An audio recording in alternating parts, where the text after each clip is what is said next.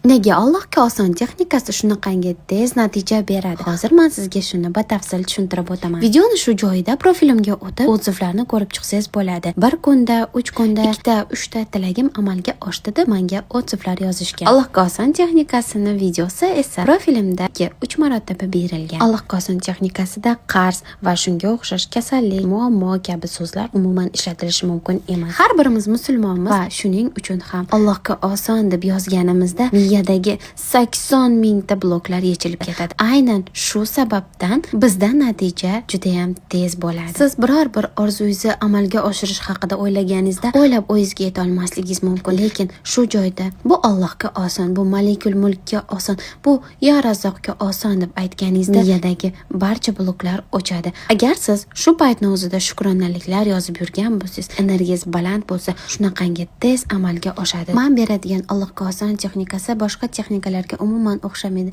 Shuning uchun profilimdan ko'rib, yaxshilab o'rganib, ixlos bilan bajaring.